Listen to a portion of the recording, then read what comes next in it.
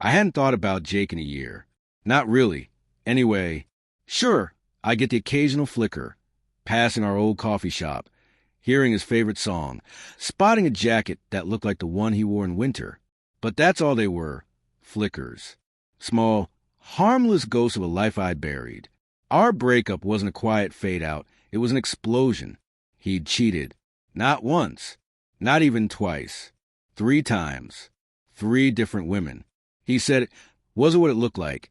As though my eyes were defective, as though walking into a hotel lobby and seeing him holding another woman's waist was just a figment of my suspicious little imagination. I blocked him everywhere. Changed my number. Deleted every photo. I didn't want closure. I wanted distance, cold, quiet, and permanent.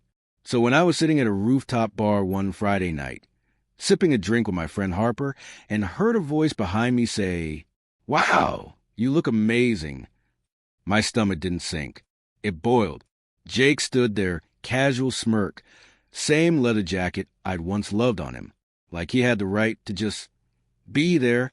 "Hello, stranger," he said, as if we bumped into each other at the grocery store instead of on the ruins of my trust. I didn't reply. Harper raised an eyebrow, already clocking who he was from the expression on my face. "You've been avoiding me," he said. "No," I replied. "I've been living my life." He chuckled, the same insufferable, cocky laugh that used to charm me. "I've been thinking a lot about us, about how things ended. I wasn't in the right place back then, but I am now. I miss you." There it was, the recycled script.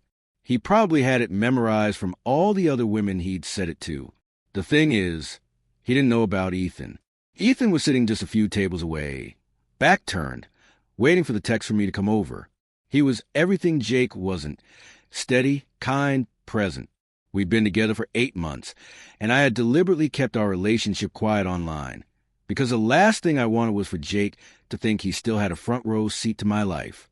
I smiled, not at Jake, but at the plan that had just written itself in my head. "Funny," I said, "I was actually waiting for someone. But since you're here, maybe you should meet him." Before he could protest, I waved Ethan over. Ethan arrived like a warm breeze, his hand sliding comfortably to my lower back. "This is Ethan," I said, letting the word boyfriend hang unspoken but obvious. "Ethan, this is Jake, an old acquaintance." Ethan shook his hand firmly. "Oh, Jake, I've heard a lot about you." The kind of lot that makes a man squirm. Jake's smirk cracked. "Right. Well, good to see you're doing well." I leaned in just enough to let him see how happy I was. "I am. Really well." He left within a minute. No dramatic scene. No last word. Just a stiff nod and a quick retreat into the night. Harper leaned over. "That was brutal." I sipped my drink. It wasn't brutal. It was closure my way. And as Ethan wrapped an arm around me and we turned back to the skyline, I realized something. Sometimes the best revenge isn't slamming the door. It's showing them the door was never even open. The next few days were deliciously peaceful. Jake tried. Of course he did. He sent a text the following morning, something vague about wanting to talk and clear the air. I didn't reply. I didn't have to. Each notification on my phone felt like a tiny reminder that he was still stuck in the past while I was living in the present. Ethan and I went out that weekend. Brunch, a walk in the park, laughing until our cheeks hurt. I caught myself thinking how strange it was that just a year ago I was stuck in heartbreak, and now life felt expansive, wide, unscripted, full.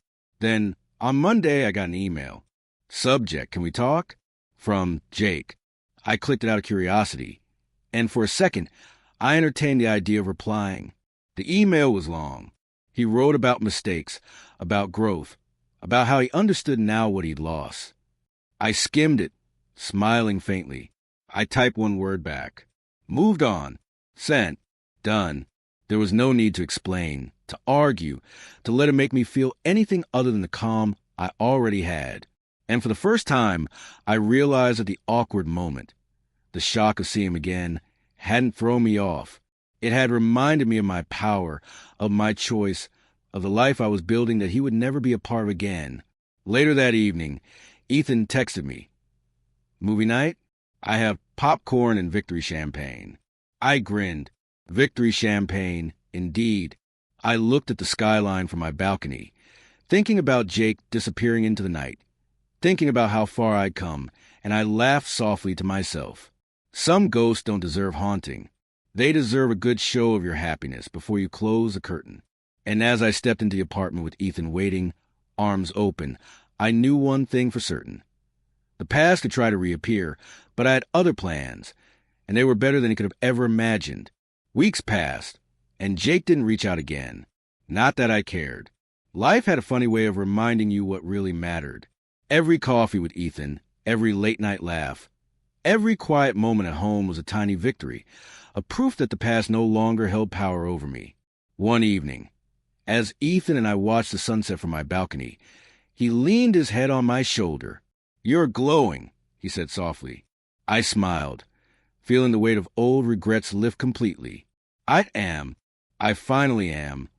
And just like that, the awkward moment of his reappearance became nothing more than a memory, a reminder that some people aren't meant to be in your life forever, and that's perfectly okay. I had other plans, better plans, and for the first time, I realized how good it felt to truly move on. The past? Closed. The present? Beautiful. The future? Mine. And this time, no one could ruin it.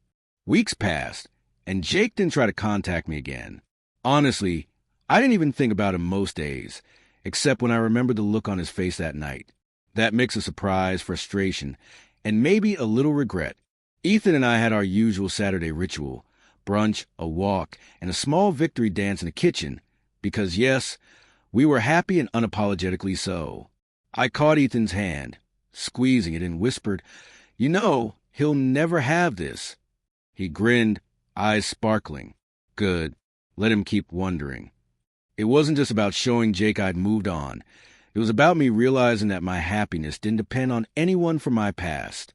It was mine to claim, to protect, to celebrate.